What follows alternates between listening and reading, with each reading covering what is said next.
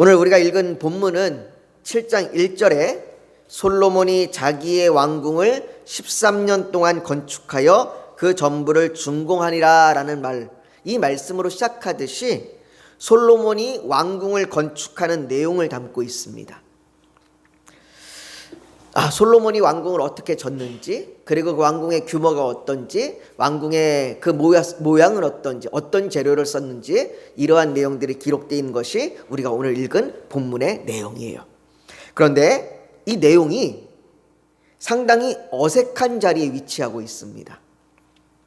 왜 그러냐면 우리는 지난주에 6장을 살펴보면서 솔로몬이 하나님의 성전을 건축하는 내용을 보았습니다. 그리고 그 6장 마지막 절에 이렇게 기록되어 있어요.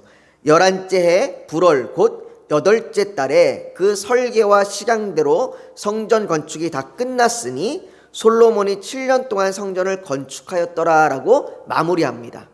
자, 이렇게 6장 마지막 절에 성전 건축이 끝났으니 해서 성전 건축의 이야기가 다 끝난 줄 알았어요. 그렇게 다 끝나고 이제 솔로몬의 왕궁의 이야기가 시작되나 보다 했습니다. 그런데 오늘 우리가 읽은 이 7장 본문 뒤에 13절에 보면 13절은 이렇게 시작합니다. 솔로몬 왕이 사람을 보내어 히람을 두로에서 데려오니, 이 말로 시작을 해요. 여기 13절에 등장하는 이 히람이라는 사람은 두로왕 히람하고 같은 이름을 쓰는 사람이에요. 그러니까 두로왕 히람은 아니고 두로와 히람과 같은 이름을 쓰는 히람이라는 사람인데, 이 사람이 하는 일이 뭐냐? 이 사람은 대장장이에요. 대장장이. 그래서 놋으로 여러 가지 기구를 만드는 사람이 바로 이 히람입니다. 그런데 솔로몬이 이 히람을 왜 데려왔냐? 계속해서 이어지는 내용에 보면 그 히람이 성전의 기구들을 만듭니다. 그래서 성전의 기구들에 대한 내용, 그 다음에 성전의 기둥에 대한 내용, 그리고 성전에 있는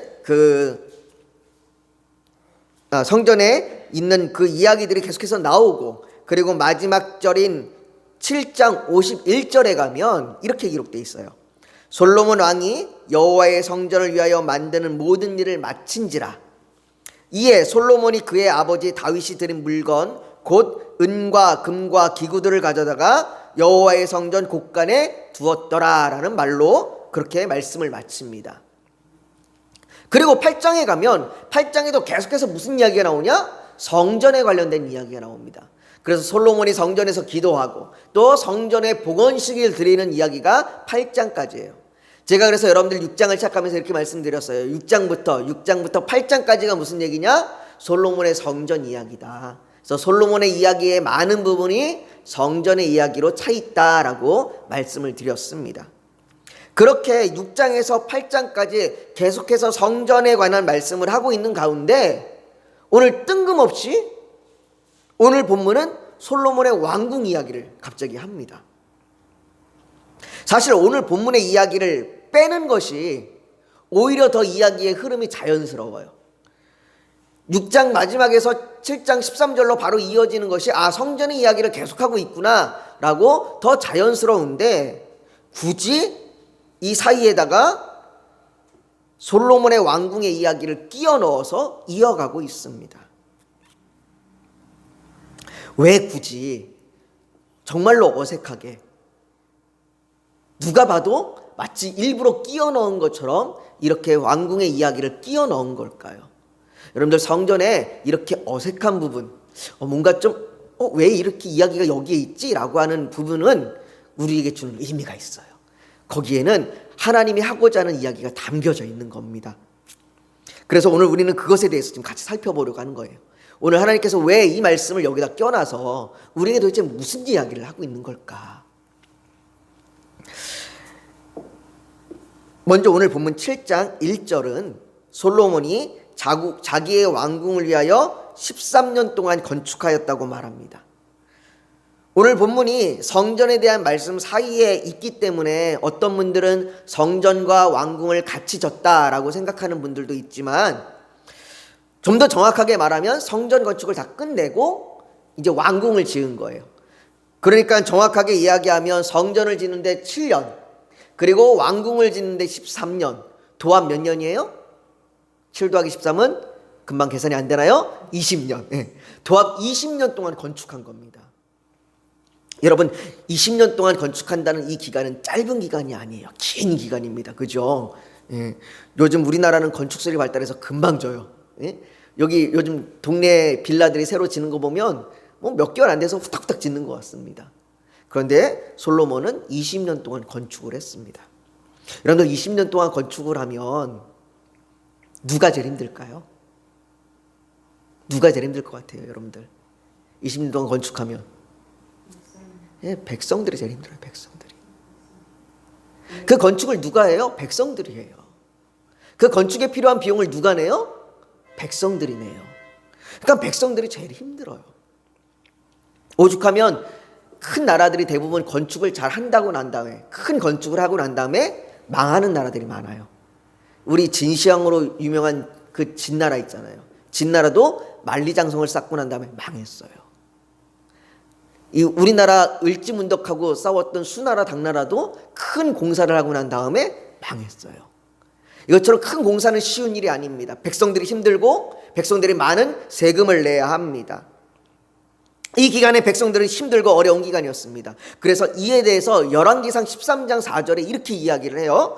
왕의 아버지가 우리의 멍에를 무겁게 하였으나 왕은 이제 왕의 아버지가 우리에게 시킨 고역과 매운 무거운 멍에를 가볍게 하소서. 그리하시면 우리가 왕을 섬기겠나이다. 솔로몬이 죽고 그의 아들이 왕이 되는데 그의 아들이 왕이 될 때에 신하들이 부탁하는 거예요. 제발 아버지처럼 우리를 힘들게 하지 마십시오. 아버지처럼 우리에게 고역을 주거나 우리에게 무거운 짐, 멍에를 주지 마십시오. 우리에게 무거운 세금을 과중하게 물리지 마십시오. 여러분들, 신하들이 이렇게 얘기할 정도로, 신하들이 이렇게 부탁할 정도로 그 솔로몬의 20년 기간은 힘든 기간이었습니다. 그렇다면 왜 솔로몬은 이렇게 백성들에게 무거운 짐을 지어주면서 자신의 왕궁을 지으려고 했을까요? 그것도 아주 화려하게 말이죠. 솔로몬이 자신이 거주할 데가 없어서, 자기가 천막에 거주하고 있어서 내가 내 집이 필요하다 이래서 왕궁을 건축한 걸까요?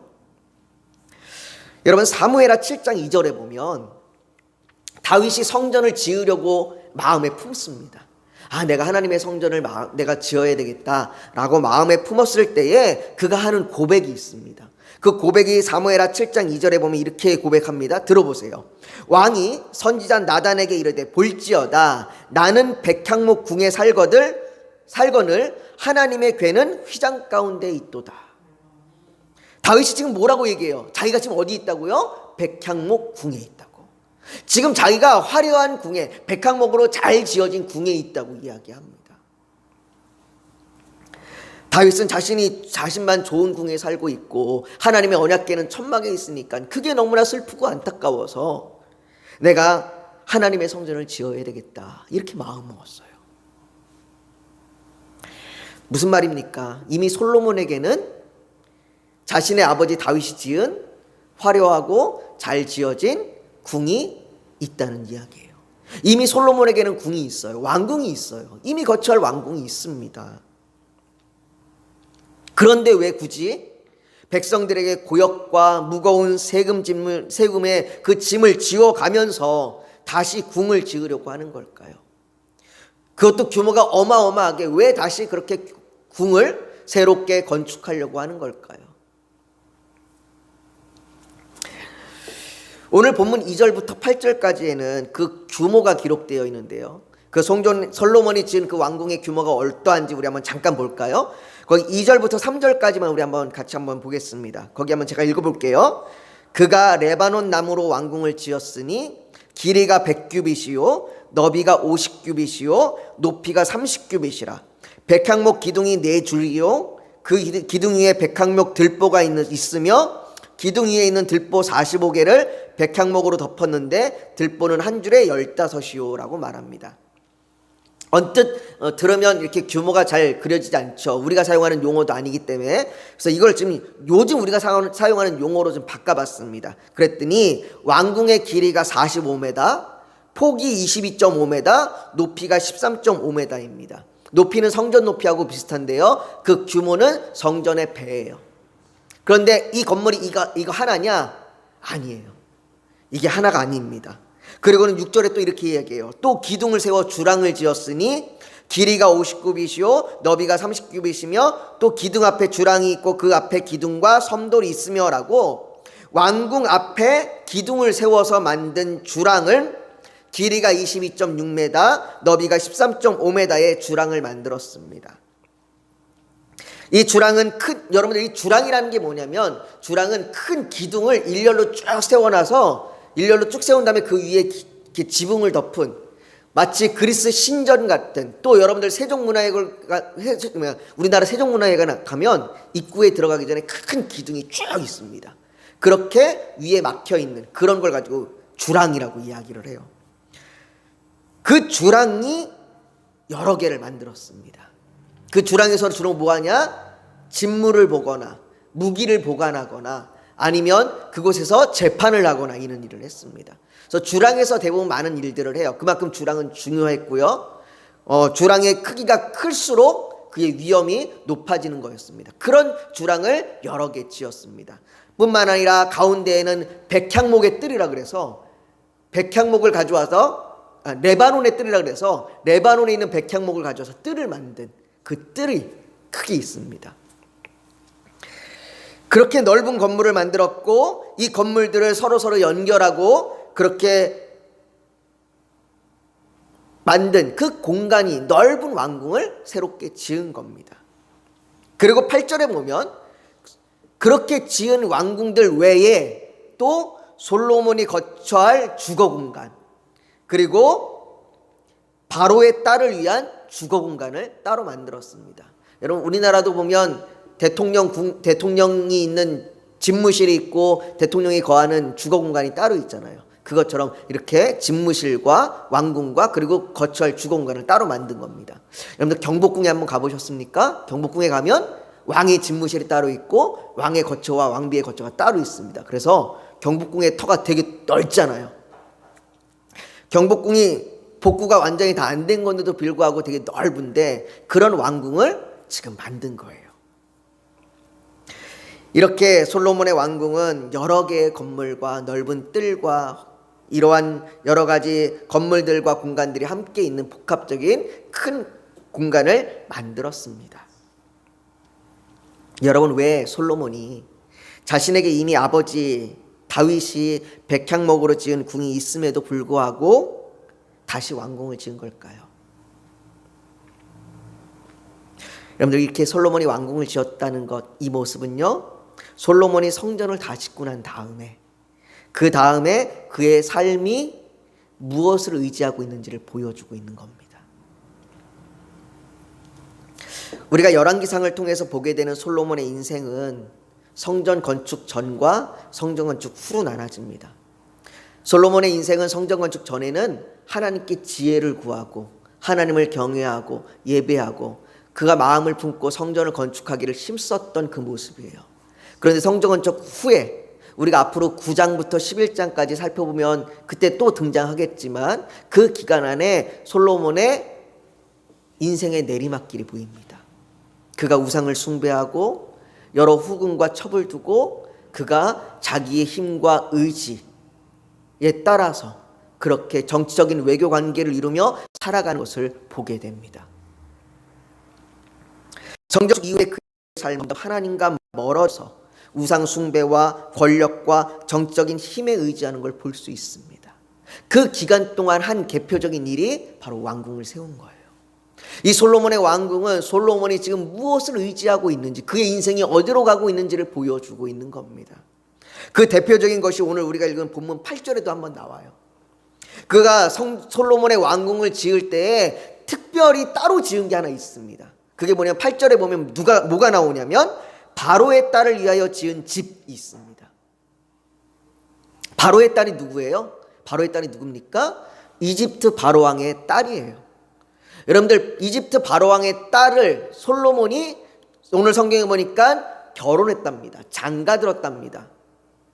바로의 딸과 솔로몬 왕이 왜 결혼했을까요? 어느 날 길을 가다가 우연히 만났는데 너무나 아름답고 너무나 출중해서 사랑에 빠져갖고 둘이 결혼했을까요? 여러분들, 이스라엘 왕이었던 솔로몬이 왜 바로의 딸과 결혼할까요? 여러분, 이렇게 다른 나라의 왕과 이 공주가 결혼하는 경우가 어떤 경우냐? 바로 정치적인 정략 결혼 관계입니다. 지금 바로의 딸과 솔로몬의 관계는 이렇게 정치적인 정략 관계에 있습니다. 바로 외교 관계를 통해서 우리가 이집트로부터 도움을 얻기 위하여 결혼한 거예요. 그가 바로의 딸을 위해서 집을 지어줬다는 얘기는 그만큼 이집트를 의지하고 있다는 얘기입니다. 여러분들, 솔로몬에게 후궁이 700명이랍니다. 첩이 300명이랍니다. 도합 1000명의 여인이 있었습니다. 근데 그 1000명의 여인 중에 유독 바로의 딸에게만 집을 지어준 거예요. 솔로몬 왕궁 바로 근처에 집을 지어준 겁니다. 그를 너무나 사랑해서도 아니고 그를 너무나 아껴서도 아닙니다. 바로 바로의 딸이기 때문이에요. 이집트와의 그러한 관계 때문에, 이집트로부터 의지할 수 있도록, 내가 도움을 얻을 수 있도록, 내가 이집트로부터 뭔가 좀 얻을 수 있도록 그렇게 정치적인 안정을 이루고자 바로의 딸을 따로 집을 만들어주고 보살피고 있는 겁니다. 사랑하는 성도 여러분, 솔로몬이 왕궁을 건축한 건 단순히 자신이 거처할 곳을 만든 것이 아니에요. 단순히 자기가 거주하거나 자기가 직무를 보기 위한 공간을 만든 것이 아니라 그가 무엇을 의지하고 있는지, 그가 무엇에 관심을 가지고 있는지를 보여주고 있는 겁니다. 거대한 왕궁을 통해서 자신의 그 왕으로서의 부와 권력을, 그리고 자신의 힘을 자랑하고, 그리고 이집트와의 정적인 외교를 통하여 안정을 이루려고 하는 전형적인 세속주의의 가치를 향해 가고 있는 것이 바로 솔로몬의 왕궁이 우리에게 보여주고 있는 거예요. 저는 오늘 본문 12절을 읽으면서 12절 맨 끝에 보면 이렇게 이야기합니다. 마치 여호와의 성전 안뜰과 주랑에 놓은 것 같더라 라고 이야기를 해요. 마치 하나님의 성전에 지은 것과 똑같이 지었더라 라고 이야기를 합니다. 근데 저는 이 말씀을 읽으면서 이 말씀이 여호와의 성전과 대등한 위치에 무엇을 올려놓고 있는지 그걸 말해주는 것 같아요. 그런데 우리에게는 신앙의 저울이 있습니다. 한쪽에는 하나님을 올려놓고 한쪽에는 우리가 의지하는 다른 것을 올려놓죠. 그리고는 계속해서 우리가 의지하는 것들을 자꾸 쌓아놔요. 이게 자꾸 기울어지도록 말이죠. 그리고 어느 순간 보면 이 저울이 완전히 기울어졌습니다.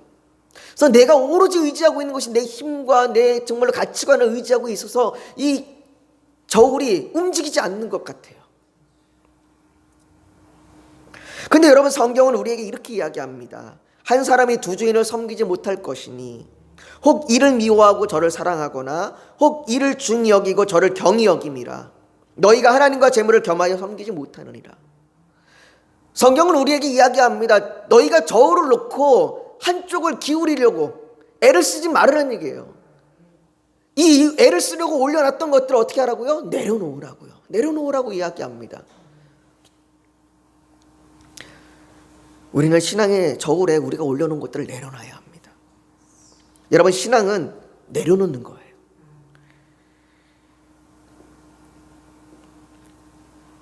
어린아이들이 부르는 주일학교 때 불렀던 찬양 중에 돈으로도 못 가요 라는 찬양이 있습니다. 돈으로도 못 가요 하나님 나라, 힘으로도 못 가요 하나님 나라, 거듭나면 가는 나라 하나님 나라. 거기 보면 가사 후렴에 이렇게 얘기해요. 움켜잡으면 없어지고 쓰고 빌려주면 풍성하네.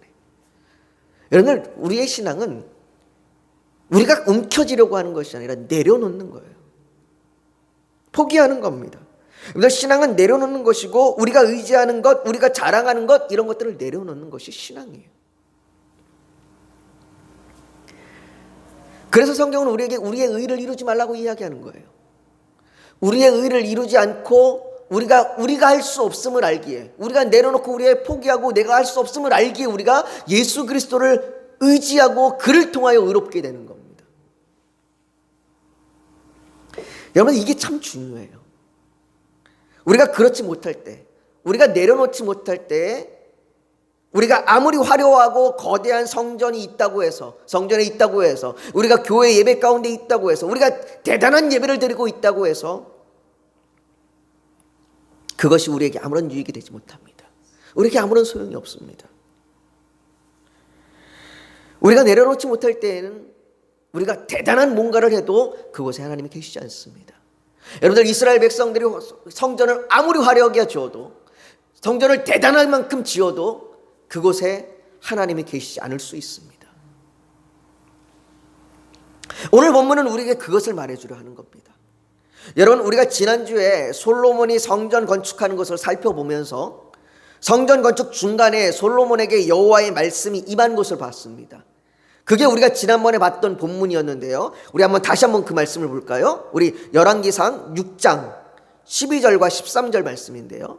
열왕기상 6장 12절과 13절 말씀, 우리 같이 한번 읽어보겠습니다. 같이 한번 한 목소리로 읽습니다. 시작.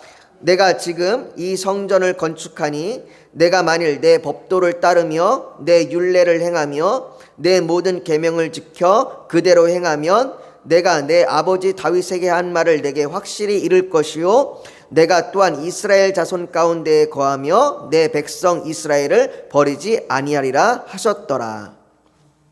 우리가 지난주에 이 말씀을 살펴보면서 그 말씀을 드렸습니다. 하나님께서 왜 성전 건축을 하고 있는 중간에 성전 건축을 이렇게 하고 있습니다, 이렇게 성전 건축을 짓고 있습니다라고 하는 그 성전 건축을 하고 있는 중간에 왜 하나님께서 이 이야기를 하셨을까? 이 부분도 되게 어색하게 끼어 있는 부분이거든요. 왜 어색하게 하나님께서 이 말씀을 끼우면서 성전 건축을 하는 중간에 네가 성전 건축을 하는 것보다 율례를 행하며 계명을 지켜 그대로 행하면 이 얘기를 하셨느냐? 우리가 지난번에 이 이야기를 하면서 이것이 하나님의 물음이라고 얘기했습니다. 너 잘 가고 있니? 내가 성전을 건축하는 것보다 더 중요한 것이 무엇인지 잊지 않고 있니? 성전 건축보다 네가 내 말씀과 내 율례에 순종하고 있니? 이것을 물으시는 것이라고 말씀을 드렸습니다. 성전 건축을 하고 있는 그 중간에 네가 성전 건축을 해서 화려한 성전을 짓는 것보다 더 중요한 건 네가 순종하고 있는 거야. 네가 잘 가고 있는 거야. 그게 더 중요해. 그것을 주님 지난번에 말하고 있다고 말씀을 드렸어요. 사랑하는 성도 여러분, 오늘 말씀도 동일합니다. 성전 건축의 이야기가 쭉 진행되는 중간에 왜 왕궁의 이야기를 끼면서 어색하게 끼어있는 이 말씀을 통해서 우리에게 무엇을 말하고 있는 거냐? 길을 잃었다는 겁니다. 무엇을 의지해야 하는지 길을 잃었다는 거예요. 그가 하나님을 의지하지 않고 자신을 의지하기 시작했다는 겁니다. 그로 인해 백성들은 수고하고 무거운 짐을 져야만 했습니다. 여러분들, 열왕기상을 읽고 있는 백성들이, 열왕기상을 읽고 있는 하나님의 사람들이 이 말씀을 읽을 때에 화려한 성전을 건축하면서 대단하다, 우리가 이런 건축을 짓고 있다, 우리가 이렇게 하나님 앞에 열심을 다하고 있다라고 이야기하는 중간에 하나님께서 이 말씀을 읽으면, 이 말씀이 껴있는 걸 읽으면서 그러나 솔로몬이 잘못 갔었지, 솔로몬이 길을 잃었었지, 나도 그럴 수 있구나, 나도 길을 잃을 수 있구나, 나도 하나님을 위해서 대단한 일을 하는 것처럼 얘기지만 나도 하나님을 위해서 내가 애를 쓰고 수고하고 대단한 예배를 드리고 있다고, 내가 잘 가고 있다고 생각하고 있지만 어느 순간 내가 길을 잃을 수 있구나, 이 이야기를 하고 있는 겁니다. 사랑하는 성도 여러분, 이스라엘 백성들은 항상 자신들을 인도할 왕을 기대했습니다. 그러나 수많은 왕이 진정한 왕이 아니었어요. 솔로몬도 마찬가지였습니다. 솔로몬은 하나님 앞에 지혜를 얻은 진정한 왕이라고 여겼지만, 하나님의 성전을 세우는 진정한 왕이라고 여겼지만, 그가 하나님이 아닌 자신을 의지하기 시작했습니다. 그가 길을 잃기 시작했습니다. 그리고 그렇게 길을 잃은 왕을 따랐던 백성들은 수고하고 무거운 짐을 져야 했습니다. 멍에를 매야 됐습니다. 그러나 여러분, 우리에게는 이 화려한 성전을 헐어버리고 돌 위에 돌멩이도 하나도 남지 않고 다 헐어버리고 3일 만에 새로 지을 것이라고 말하는 그 왕이 있습니다. 수고하고 무거운 짐자들아 다 내게 오라 내가 너희를 쉬게 하리라 말하는 왕이 있습니다. 바로 예수 그리스도입니다. 그 예수 그리스도께서 우리의 왕이 되시고 우리의 주가 되십니다. 그리고 우리에게 나를 따르라 말씀하십니다. 사랑하는 성도 여러분, 우리는 자꾸 길을 잃어요. 우리는 자꾸 길을 잃습니다. 우리의 힘으로 우리의 의지로 살아갈 때 우리는 길을 잃기 쉽습니다. 여러분, 하나님으로부터 지혜를 받았다고 얘기하는 솔로몬도 길을 잃었어요. 하나님께 대단한 일을 한다고 얘기하는 성전을 지었던 솔로몬도 길을 잃었어요. 우리도 길을 잃을 수 있습니다. 우리가 성전을 지은 것처럼 교회에서 여전히 예배하고 신앙을 잘 지키는 것 같으면서도 어느 순간 길을 잃고 주저하고 앉아있는 자신을 보기도 합니다. 그런데 이런 우리에게, 길을 잃고 우리가 주저앉고 있는 우리에게 언제나 바른 길로 인도하시는 주님이 계십니다. 그 주님께서 언제나 우리를 인도하십니다. 시편 119편 105절은 말합니다. 주의 말씀은 내 발의 등이요 내 길의 빛이니이다. 길을 잃고 어둠 속을 헤매고 있을지라도 괜찮습니다. 주님께서 우리에게 등이요 빛이 되시기 때문입니다. 그 주님이 우리에게 말씀하십니다. 우리에게 손을 내밀며 나를 따라오라고요. 나를 따라오라고. 우리가 그 주님한테, 우리가 그 주님을 따라가면 됩니다. 오늘 본문은 우리에게 그렇게 묻고 있는 겁니다. 길을 잃었니? 네가 길을 잃었니? 괜찮다. 바른 길로 인도하시는 주님을 따라가자. 길이 되시고 빛이 되시고 등이 되시는 주님을 따라가자. 오늘 성경은 우리에게 그렇게 묻고 있는 겁니다. 사랑하는 성도 여러분, 우리가 오늘 그 주님 앞에 좀 기도하길 원합니다. 주님, 여전히 신앙생활을 하고 예배를 드리지만 때로는 길을 잃은 것 같은 때가 있습니다. 주님, 우리가 그 시간, 그 길을 잃을 것 같은 그 시간에 우리의 힘을 의지하지 않고 주님의 인도함을 믿고 따라가도록 우리를 도와주시옵소서. 우리에게 길을 잃었니? 라고 물으시면서 손을 내미시는 그 주님을 우리가 의지하고 따라갈 수 있도록 우리를 인도하시고 우리를 도와달라고, 우리가 그 주님을 따라가겠다고 우리가 이 시간 그렇게 주님 앞에 좀 기도하며 나아가기를 소망합니다. 거룩하신 아버지 하나님, 우리가 때로는 길을 잃을 때가 있습니다. 아버지 하나님, 우리가 주님을 믿고 나아가지만 우리가 때로는 세상의 가치에 흔들려서 길을 잃고 주저앉을 때가 있습니다. 아버지, 그때에 우리가 오늘 말씀을 통해서 알게 된 것처럼 주님을 바라보게 하여 주시옵소서. 주님이 우리의 빛이요 등이 됨을 믿고 주님을 바라보게 하여 주시옵소서. 우리가 정말 아버지 수고하고 무거운 짐을 짓고 주저앉아 있을 때 아버지, 우리가 주님 앞에 나아가 그 무거운 짐을 내려놓고 주님을 따를 수 있도록 하여 주시옵소서. 주님은 우리에게 손을 내밀고 말씀하십니다. 나를 따르라. 아버지, 주여, 내가 길을 잃고 방황할 때 주님의 손을 잡고 따라가게 하여 주시옵소서. 주의 말씀을 의지하여 따라갑니다. 주의 말씀을 의지하여 우리가 나아갑니다. 아버지 하나님, 우리를 인도하여 주시옵소서.